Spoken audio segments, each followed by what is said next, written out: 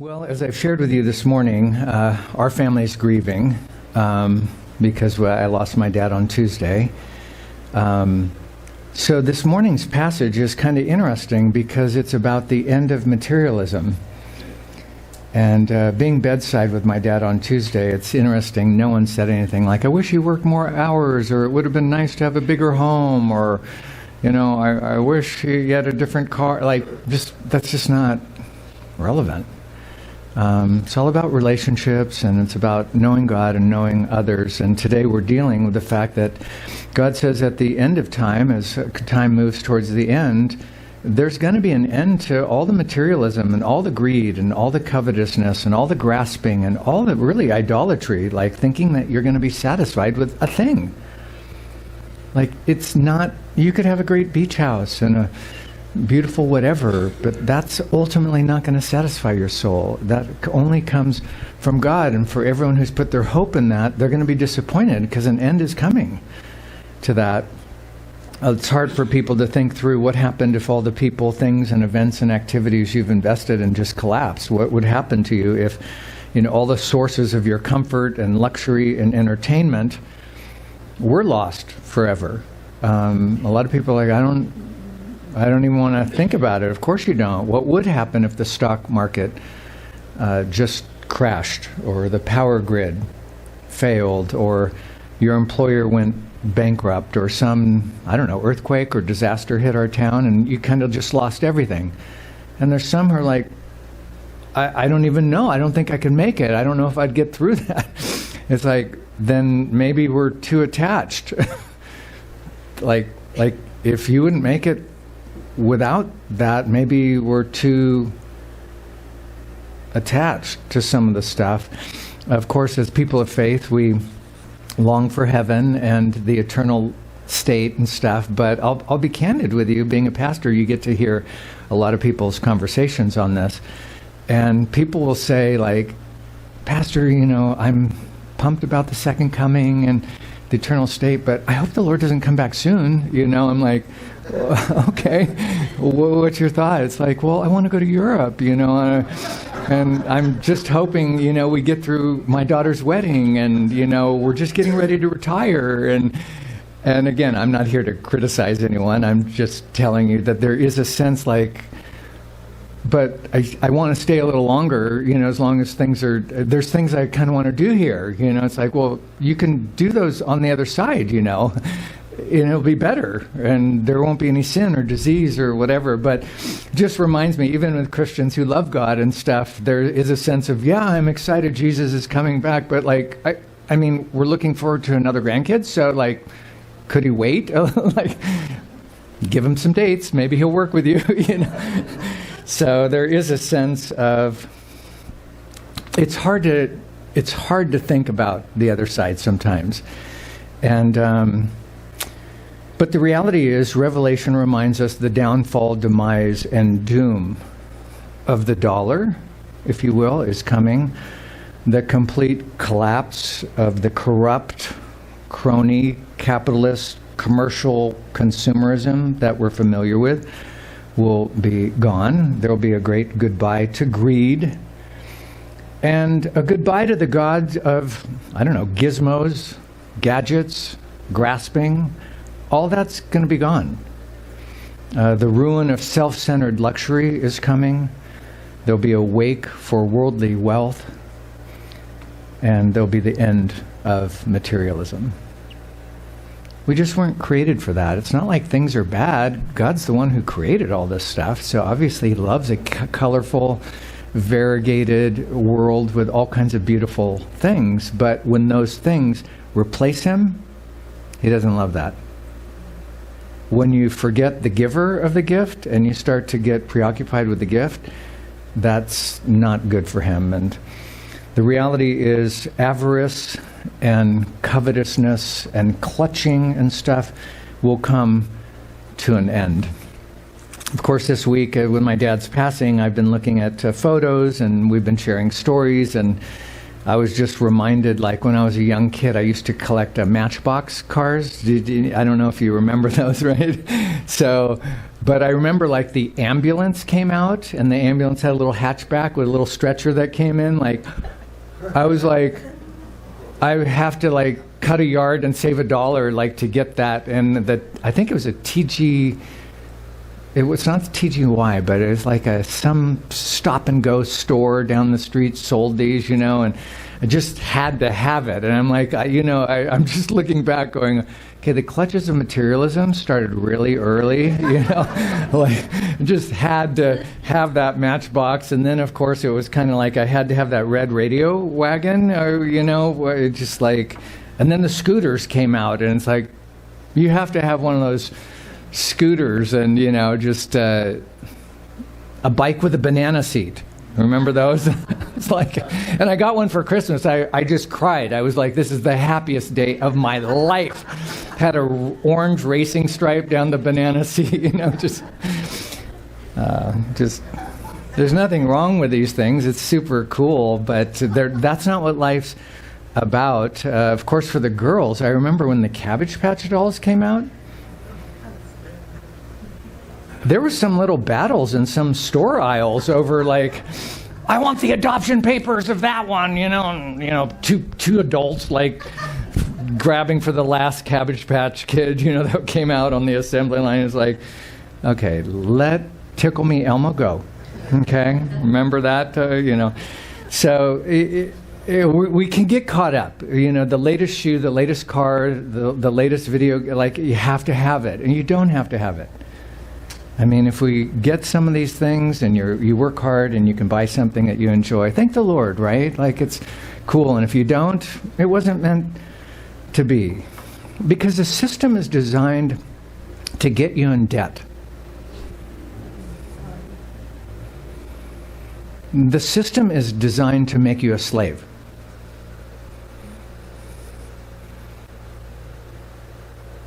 To get you to lose all your freedom. And to be trapped.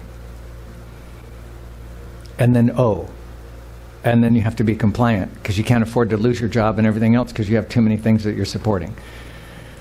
So today's passage is kind of a reminder, like, try to get as unentangled as you can and try to live as simply as you can, and start to pay stuff off if you need to, and get freer and enjoy your family, and do a lot of those free things, like take a walk at night in the beautiful weather we have here in California, and look at the stars. And if you do want to spend some money, Sue and I got the new apple crisp oat milk Starbucks latte. We split one last night. I'm like, well, we were like kings and queens, like. Keep it a $5 thing, right? If you can, and just enjoy, life, but don't let it get you.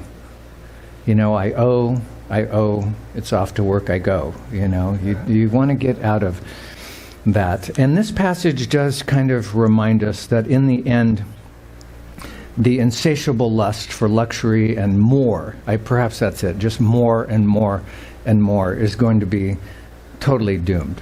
Because God is over it. I was reading James. James, as you know, is the half-brother of Jesus. He's super direct. He's kind of a black and white thinker. Like, he knows there's gray and middle ground, but he never deals, whatever. I'm just gonna say it as it is. I'm like, go ahead, James. And it's almost prophetic. He says this in James 5, verses 1 through 3. Come now, you rich, weep and howl for your miseries that are coming upon you. Your riches are corrupted. Your garments are moth-eaten. Your gold and silver are corroded. And their corrosion will be a witness against you and will eat your flesh like fire. You have heaped up treasures in the last days. It's like, wow. What's your thought, James? He's like, when you know you're in the last days, that's not a time to start hoarding. It's a time to live leaner and free. And this is like first century writing, not 21st century writing. And he's like, those are going to be a witness against you if you get too attached. So today we've got our work cut out for us because we've got, let's see, how many verses here? We've got a good chunk of verses. So I'm going to start in Revelation 18. If you got your Bibles, you want to follow along. I'm going to start in verse 9. We're going to get through the very end, verse 24. Let's just read it, and then in our remaining time we'll unpack it so it's just a little clearer, and then we'll call it a day. Sound good? Okay, Revelation 18, starting in verse 9. When the kings of the earth who committed adultery with her and shared her luxury see the smoke of her burning, they will weep and mourn over her. Remember, Babylon is the symbol of like commercial materialism and false religion, which he dealt with last time. Now he's like, well, this commercial state, when the kings and all the politicians see that it's going to be doomed, they're going to weep. They're going to mourn. And I'm thinking this week, here we're weeping and mourning the loss of my dad, and it's like, they're losing things. And it's going to grieve them. So, verse 10, terrified at her torment, they will stand far off from Babylon and cry, woe, woe to you, great city, you mighty city of Babylon. In 1 hour your doom has come. The merchants of the earth will weep and mourn over her because no one buys their cargoes anymore. Cargoes of gold, silver, precious stones, pearls, fine linen, purple, silk, scarlet cloth, every sort of citron wood, and articles of every kind made of ivory, costly wood, bronze, iron, and marble, cargoes of cinnamon and spice, of incense, myrrh, and frankincense, of wine, and olive oil, of fine flour and wheat, cattle and sheep, horses and carriage, and human beings sold as slaves. They'll say, the fruit you longed for it's gone from you.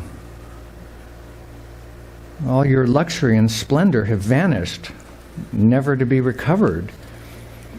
The merchants who sold these things and gained their wealth from her will stand far off, terrified at her torment, and they will weep and mourn. And then they'll cry out, woe, woe to you, great city, dressed in fine linen and purple and scarlet and glittering with gold and precious stones and pearls. In 1 hour such great wealth has been brought to ruin. Every sea captain and all who travel by ship, the sailors and all who earn their living from the sea, they're going to stand far off too. And when they see the smoke of her burning, they'll explain like, was there ever a city like this great city? They'll throw dust on their heads, and with weeping and mourning, they'll cry out, woe, woe to you, great city, where all who had ships of the sea became rich through her wealth. In 1 hour she's been brought to ruin. Now it transitions to heaven. Rejoice over her, you heavens. Rejoice, you people of God. Rejoice, apostles and prophets, for God has judged her with the judgment she imposed on you. And now back to the final doom of Babylon, verse 21. Then a mighty angel picked up a boulder the size of a large millstone. He threw it into the sea and said, with such violence, the great city of Babylon will be thrown down, never to be found again. The music of harpists and musicians, pipers and trumpeters will never be heard in you again. No worker of any trade will ever be found in you again. The sound of a millstone will never be heard in you again. The light of a lamp will never shine in you again. The voice of a bridegroom and bride will never be heard in you again. Your merchants were the world's important people. By your magic spell, all the nations were led astray. But also in her were found the blood of prophets and of God's holy people, of all who've been slaughtered on the earth. Okay, so this is a challenging passage. Just a reminder, like, don't make things your God, because it's all going down. Eventually it all goes down. My dad brought nothing into the world, and I noticed he didn't take anything with him. There's nothing here that you can take other than those memories and those relationships, those things that are eternal with God and people. In this passage, there are three groups of people who loudly lament. Political leaders.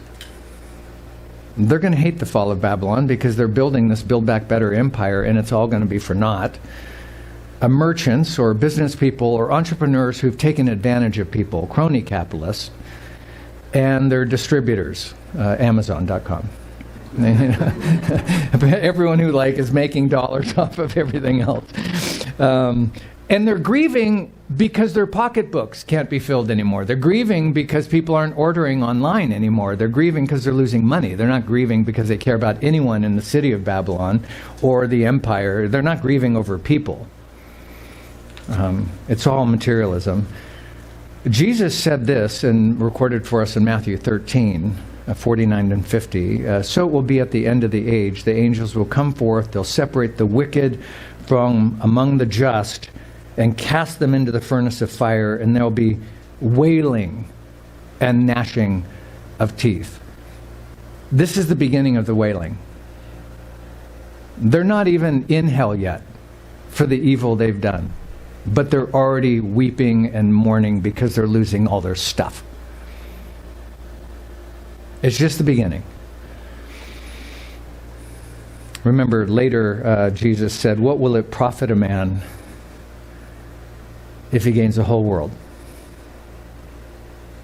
but then loses his soul?" What good is that? Proverbs 11:4 says it this way: riches do not profit in the day of wrath. You're not going to buy your way out of a life where you reject God. Anyways, let's unpack here these verses. Verse 9, it says, when the kings of the earth, that could be translated the politicians. Remember, in the end times, there's going to be 10 world leaders under the Antichrist leader. So I think it's all of the European Union, cuckoos who committed adultery. This is a kind of a graphic, visual way of saying they basically went night and night to the brothel of worldliness. They were with her and they shared or enjoyed with her luxury. In other words, with her favors. Basically, they got their lobby interest kickbacks, right? Because they colluded with one another. They received their payoffs, if you will, from the CCP. They enjoyed their laundered slush funds from unscrupulous sources, right? There's so much going on now. We don't know what's going on in Ukraine and what's going on with who and who's linked to who. But you follow the money, you start to see, yeah, they were having an affair with all this stuff. And when they see her smoke burning, when Babylon, whatever that center is, whether it be Rome or literal Babylon or Washington, D.C. or Moscow, or it's also the whole system, but kind of the center of capitalism, when they see the smoke burning, and some of them will probably see it literally, because I suspect they'll be maybe on their way to try to destroy the people of God in Jerusalem, and they'll see that God is going to judge right before the Armageddon. Everyone will probably see it, at least on media. I mean, I do think CNN's going to cover it, so is MSNBC. It's going to be on a lot of platforms. People aren't going to miss.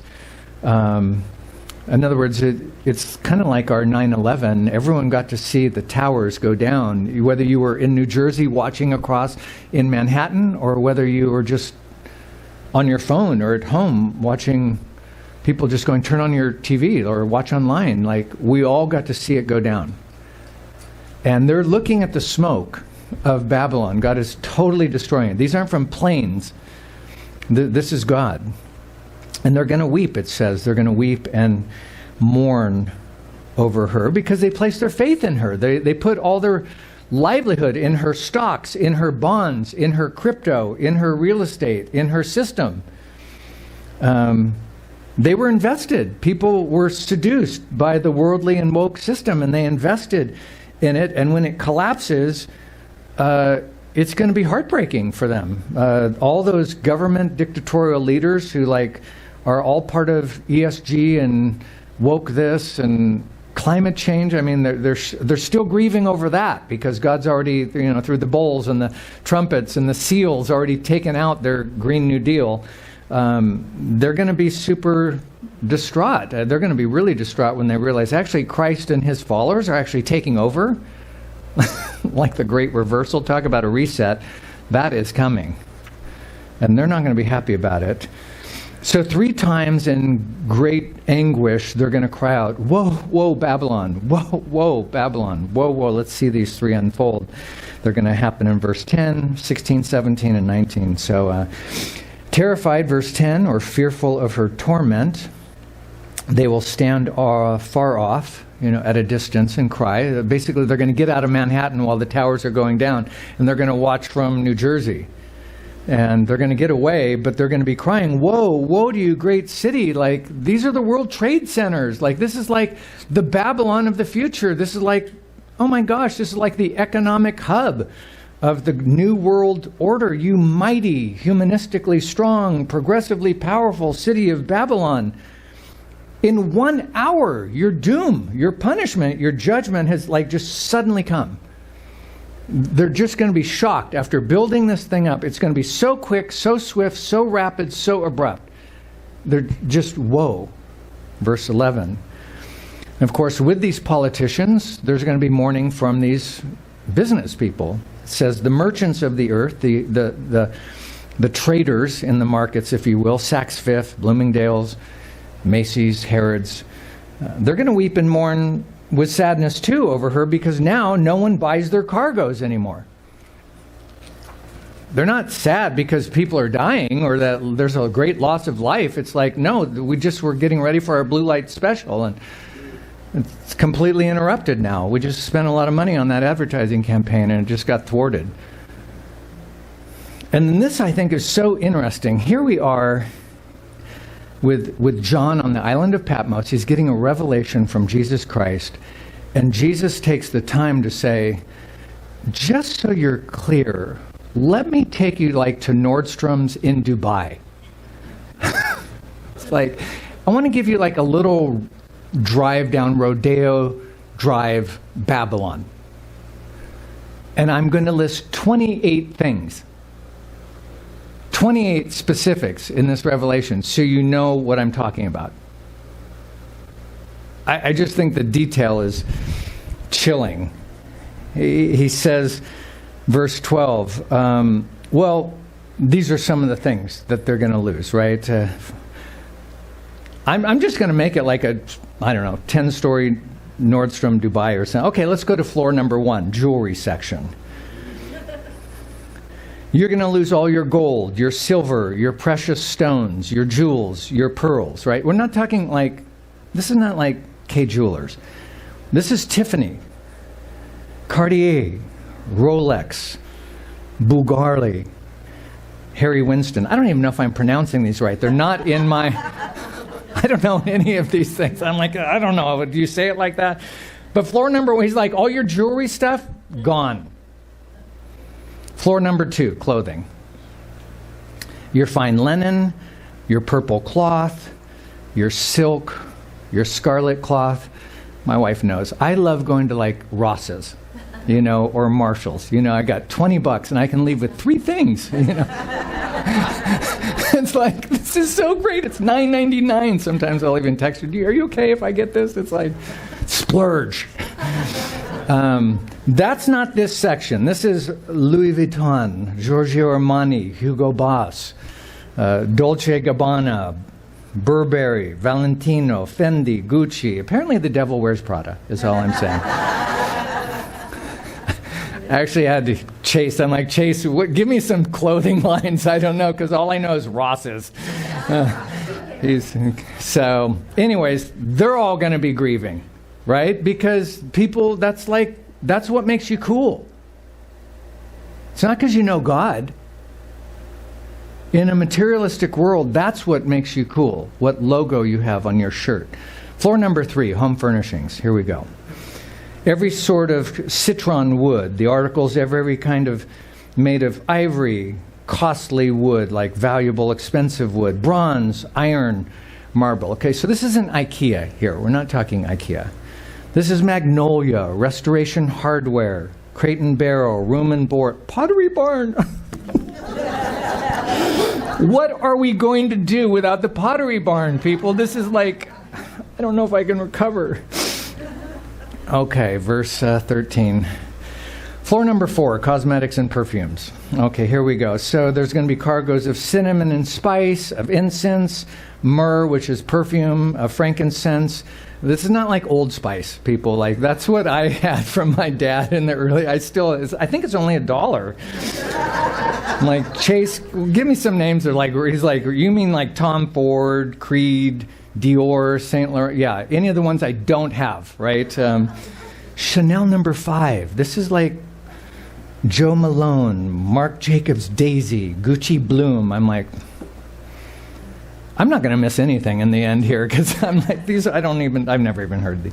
Anyway, so all that stuff's going to be gone. Like, that's, in the eternal state, there'll be ample perfumes and beauty and flowers, but all to the glory of God. All as a tribute to his beautiful masterwork, his creativity, not because we're going to try to get some significance apart from God. As we go up to floor number 5, we hit the food court. It says of wine and olive oil and fine flour and wheat. So this is, I don't know, not McDonald's or Taco Bell, I don't think, but maybe Gordon Ramsay, Wolfgang Puck, Maestro's, Larson's, Ruth's Chris. Have any of you eaten at a Ruth's Chris or Larson's? Remember, is our Larson's still in town? Yeah, it still is. So I've been there, Chase took me there for my birthday, and Chase likes to go to the next level. I've never even been in Larson's, and I'm looking at a dinner salad. I'm like, that's my budget right there. And I'm like, all of a sudden, I'm not even hungry. I'm like, the bread's included. I love bread and butter. Chase is like, no, I want you to get, steak. And I'm looking at the options. I'm like, oh my goodness. I'm like, do you want to split something? It's like, we're going to get an hors d'oeuvre too. I'm like, I can't even eat that much. My taste buds are not that refined, So anyways, there are restaurants that are, everyone who feels like they're important because they get to eat there. It's doomed. That's not impressive to God. Floor number 6, I don't know. I think it's automotive. We got cattle and sheep, horses, and carriages. So this is not the end of VWs and Kias, but Porsche, Ferrari, Jaguar, Lamborghini, Cadillac, Bentley, Mercedes-Benz, Tesla. I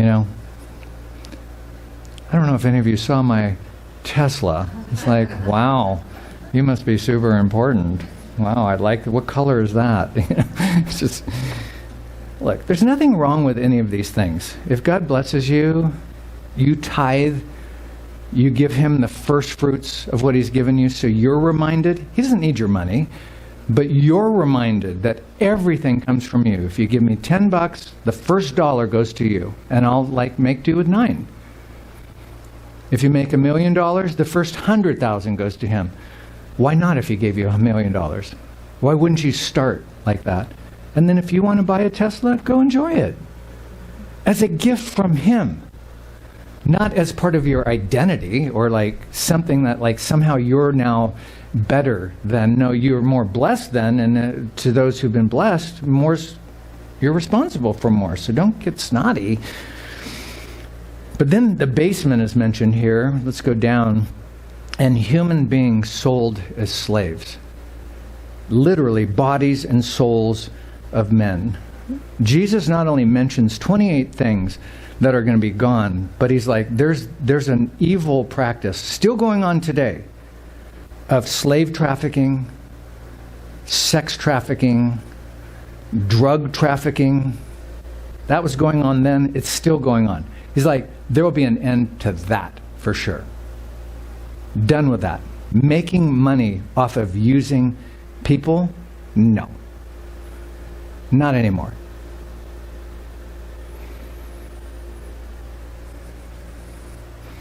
Verse 14, of course, they'll say, the fruit, all the good things that you longed for and wanted and desired is gone from you. It's left you. Everything you lived for is gone.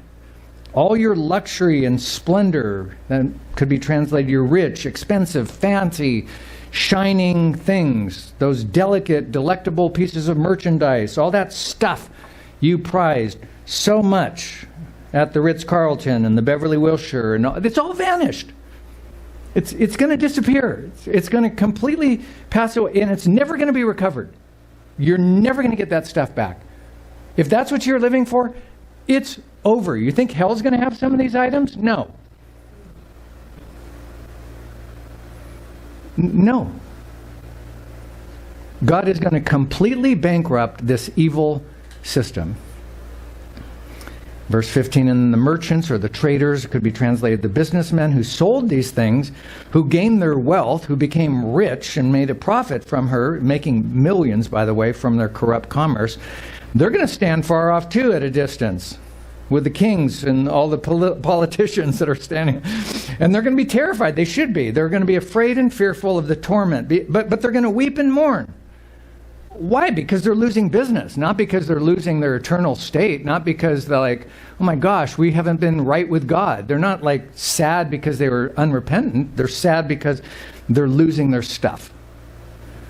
And they're going to cry out, verse 16, woe, woe to you, great city, like you're such an influential city. I mean, you're woke and worldly and amazing and progressive. And you're dressed in fine linen and purple scarlet. You got your Bugatti blouse on and your Prada pumps and your Gucci purse. It's like, how could this be?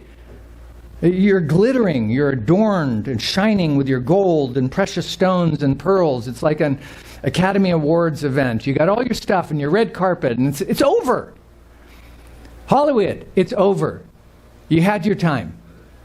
You had your parade. Take your little statues, your little gold statues. We're over you because you rejected God. Enjoy your time while you can, but doom is coming. We're on to you. It's the simple things in life. Country life, picket fences, loving your grandkids, being together. That's what it's about. It's not about this shit. Anyways. Verse 17, in 1 hour, in a very short amount of time, such great wealth has been brought to ruin. It's destroyed. It's completely made desolate, laid waste. It's wiped out. Every sea captain and all who travel by ship, the sailors, all who earn and make their living from the sea, these are basically distributors, right? This is like Amazon and all those folks. They're going to stand far off too, by the way, when they see the smoke of her burning. And they're going to exclaim, was there ever a city like this great, amazing city, this marvelous, man-centric metropolis, like this tower to Babel apart from God? I mean, it's so heartbreaking to lose it. And everyone who's God-fearing is like, we're done with it too. Like, no, it wasn't that amazing. It was a tribute to your own humanity and selfishness. But they're going to be...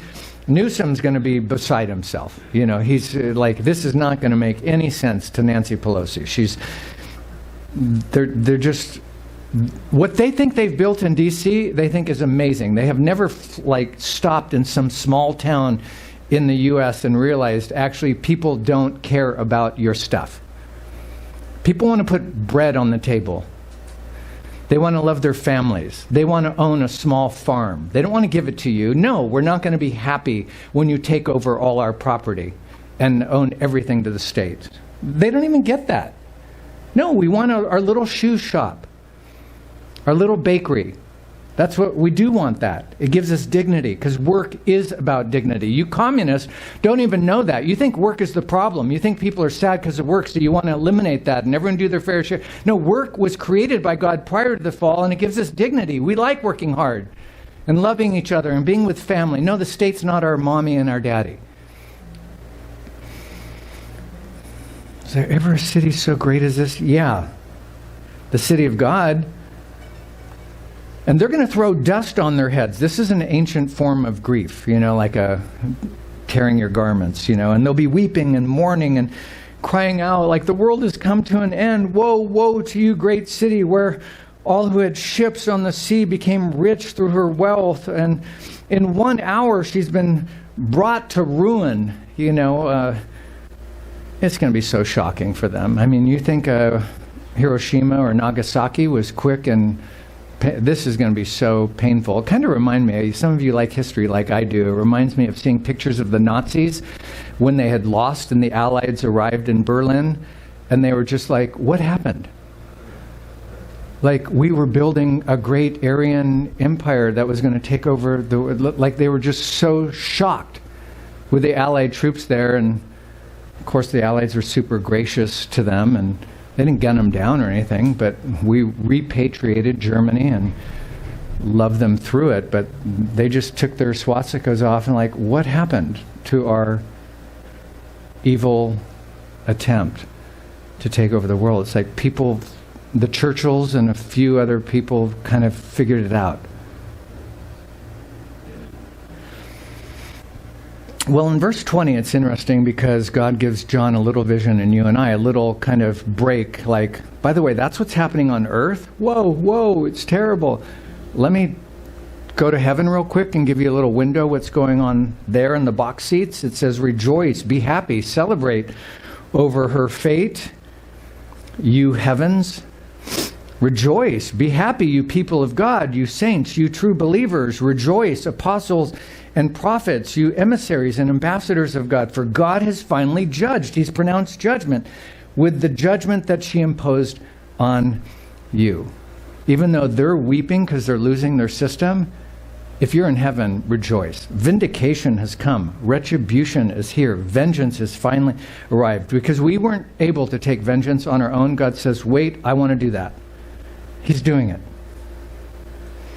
And they're not rejoicing over the damnation of sinners, by the way. That grieves all of us. I mean, even as I'm thinking through my dad's memorial service coming up in a week or so, I hope people come to the Lord. I love non-believers. There's going to be people there that don't know God, and I love them. I don't relish the fact that their eternity is doomed unless they come to Christ. But I do relish here that the triumph of the righteous is coming. The exaltation of Jesus Christ finally getting the honor he deserves. Yeah, the elimination of his enemies, the arrival of the kingdom on earth, this crazy place is going to be renewed. I think that is appropriate. In heaven, he's like, you guys get excited because I'm wrapping this up. Have you looked at Nordstrom's Dubai? Leveled. Rodeo Drive, Babylon? No, not there. And then he goes back to a few verses of just the final judgment of Babylon, verse 21. He says, then a mighty, strong, impressive angel, another just incredible messenger of God, gives it kind of a visual. He picks up a boulder, a large stone, the size of a large millstone, which is typically in the ancient world, they're 4 or 5 feet, wide. Picks up one of those and he throws it into the sea as like a visual for John, and said, with such violence, the great city of Babylon will be thrown down. It's going to be sunk in the sea aggressively, never to be found again. Done. It kind of reminded me of Jesus. He talked about a millstone, you might remember, recorded in Matthew 18. Whoever causes one of these little ones to believe in me and causes them to sin or to stumble, it would be better for him if a millstone were hung around his neck and he were drowned in the depth of the sea. Jesus is super protective of people who are trying to come to faith in Christ, even with their little mustard seed faith. And then someone tries to go put doubts and make them struggle. And, you don't believe that. Put your faith in science. We don't have to chop our head off. Science is God's thing. Come on. But he says, you cause someone to you'd be better to put your little millstone tied around, drown yourself, because when I come to deal with you, I don't like that. He's a protective father. He loves his kids. Don't mess. And then he gives a little bit of a picture here in these final verses, starting in verse 22, just to say, by the way, when Babylon goes down, when the world system goes down, when all the corrupt capitalism and consumerism goes down, life is not going to return to normal here until he comes back. There's not going to be anything. There's not even going to be music. Verse 22, the music of harpists and musicians, pipers, which is like a flute player, trumpeters, they're never going to be heard again under this system. Party music, gone. All their perverted anthems, We Are the World, Imagine There's No Heaven, no, gone. All their symphonies to self, gone. Basically, their sickness is going to be silenced. You're not going to be singing any songs about, you're going to find the hero within you and the greatest love was yourself. No. Gone. No worker or craftsman or artisan of any trade or craft of any kind will ever be found again. People aren't even going to be working. There's nothing to work for. The sound of a millstone will never be heard in you again. You're not going to hear the sound of like ovens baking bread, people making stuff, all the sounds of productivity and industry and labor and a fine-tuned... No, gone. It's almost like the city and the world will be completely abandoned, because he says the light of a lamp will never shine in you again. Like there won't even be a porch light on. And then yesterday it was interesting. I got to officiate a wedding of a friend. And, it's interesting when you're in a week of grieving, but then you have just a moment, you get to see something, beautiful. And it's like, oh, Lord, that's sweet, So glad I didn't cry during the service, right? But just like, oh, there's still life going on here while we're here.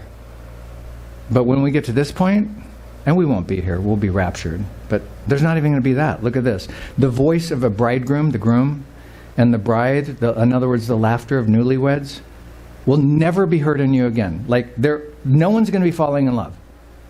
There's going to be no wedding celebrations. No one's going to be making vows in the end here. No wedding bells ringing. It's over. And again, it's not because these are bad things. God likes light and weddings and stuff, but not when it's all about you, I've done enough weddings. I try to remind people, like, this is kind of God's idea, this wedding thing. It's like, but it's our day. It's like, oh my gosh. Yes, it is your day, of course, but, it's all about what you want. And I'm like, include your parents if you can, and try to love your friends during the service. And it's an opportunity. It's an opportunity when you get married to bless people and stuff. Yeah, but it's our day. Oh my God. Every day seems to be about your day, Come on, go to a bigger... Are you paying for the wedding? Well, no, my parents... Then why don't you include them? I don't know. Am I working out, sweetie? I'm working something out. She'll correct me later. Anyways, let's finish up. Your merchants... Well, they were the world's important people. Bill Gates, Jeff Bezos, Elon Musk, Mark Zuckerberg. They were super. They are the whatever. And by your magic spell, all the nations were led astray. We were tricked by these people, fooled. The world's going to be deceived, completely robbed by these takers. It's interesting, the magic spell is the Greek word pharmakia. Can you figure out what English words we get from that? Yeah, pharmacy, pharmaceutical. So it's not just magic spells, like they just put a woke kind of like weirdness on us. No, they legalized abortion and marijuana and drugs and alcohol and vaping, and like they're going to loosen like the things that held the conscience and the together, structure for the mind. Pharmakia is, they're going to like, they hope everyone is smoking something, because you'll need that to approve what they're trying to do. You'd have to be, just chill out, It's like, reminds me when I lived in Reber Hall at UCLA my freshman year, First time I even saw like, a blue vase. Like, who would have a blue vase in their dorm room? It's like, that's weird. They're like, it's a bong. I'm like, what? What is a bong? Dude. It's like, what are you doing? I was too naive. I'm like, wow. Whatever. Yeah, when you're in that state, then maybe you would get weird and woke. And Jesus is telling him, they're going to just put a spell on you, and it may even have to do with the occult, it may have to do with meism, may even have to do with lowering the inhibitions with good pharmaceuticals. And then finally, this is kind of a sober final verse here. For those who are like, this may seem a little bit harsh, that God is like doing this to people, like the judgment might seem a little strict. The angel reminds us, no.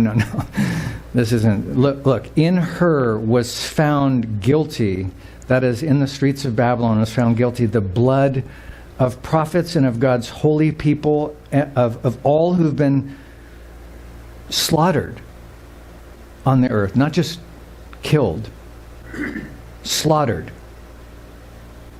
Like Stephen, our first martyr, and like Peter, who was crucified upside down under Nero's watch, like Polycarp, who refused to burn incense to the Roman emperor and was stabbed to death because you can't have that. The politicians rule. Wycliffe and Tyndale and Perpetua and Bonhoeffer during World War II and Jim Elliot. And today, even pastors and priests are getting arrested and taken out and deplatformed because it's hate speech to talk about God.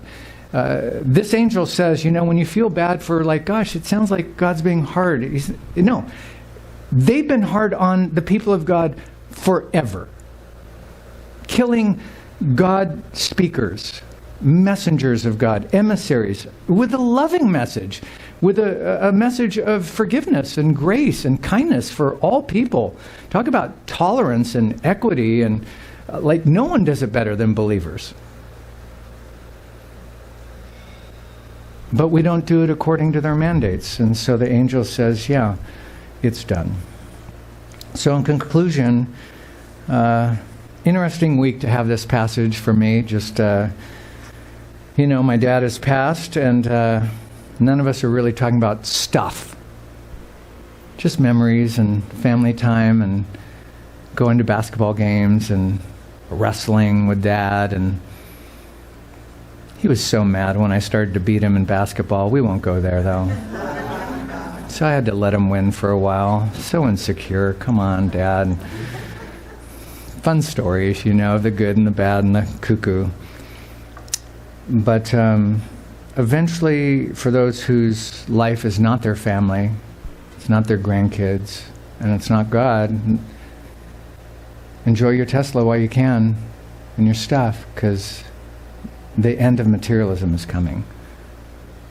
Not because any of these materials are bad in and of themselves. They've been made and discovered by people because God's allowed us to be blessed with that. I mean, I can't even believe we have air conditioning in our home. We have hot water that comes right to our home. Like, I can take a hot shower. I've lived in a lot of countries of the world. That's not possible, even today. We live better than kings. Have you been in a Whole Foods lately? It's like, what? I'm still discovering foods what is that purple thing? It's amazing. Even though life is hard right now, it's super amazing still. So we have a taste of God's goodness, and there's nothing wrong with any of that. But when it becomes more important than God, it goes bad. And God says there's going to be an end. I thought I'd end with the words of Jesus today. He gave a little story in Luke 12, verse 16 to 21. Not that you need more verses, but I just wanted Jesus to close our time today. And he says this. It says, Jesus told them a parable, an illustration, a short story. You're familiar with it. He says, the ground or the land, the fertile farm of a certain rich man yielded and produced an abundant harvest. He had a great crop. And he thought to himself, this farmer or this man, this investor, well, what shall I do? Like, I have a problem. I have no place to store all my crops. Like, my barns are completely packed. They're overflowing. And then he said, hey, this is what I'll do. I'll tear down my barns and I'll build bigger ones. And there I'll store all the surplus. Like, I'll get a bigger home, and a bigger car, and a faster this, okay. And I'll say to myself something like this, you have plenty of grain laid up and stored up for many years. In other words, I've got it made. Take life easy. Translated, sit back, relax, chill, eat, drink, and be merry, which is enjoy life, celebrate, have the time of your life. But God said to him, he interrupted him. It's probably a better translation. Oh, excuse me, Mr. Brilliant. You fool. You're a complete buffoon. You're moronic. You've been suckered and stooged. You're a complete knucklehead. This very night, tonight, your life is going to be demanded of you. In other words, tonight you're going to die. And then who will get all that you've prepared for yourself? This is how it will be. Whoever stores up and accumulates things, treasures, assets, wealth for themselves, but is not rich towards God.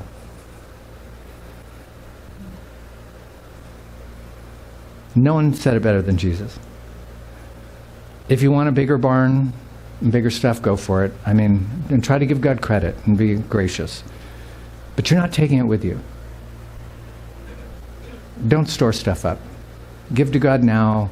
Hug people now. Love people now while we can. And let's just get through it together. Amen? Thank you, Lord, for this morning. Thanks for your word, your timely message that you're over all this stuff. Nothing replaces you. We don't need a Rolex watch or something fancy or some expensive cologne. We need you. You're the only one that satisfies our soul. And we need each other, and we need your word, and we need your spirit. Thank you for that. And we love you, and it's in your name we pray. And everyone said, Amen. Amen.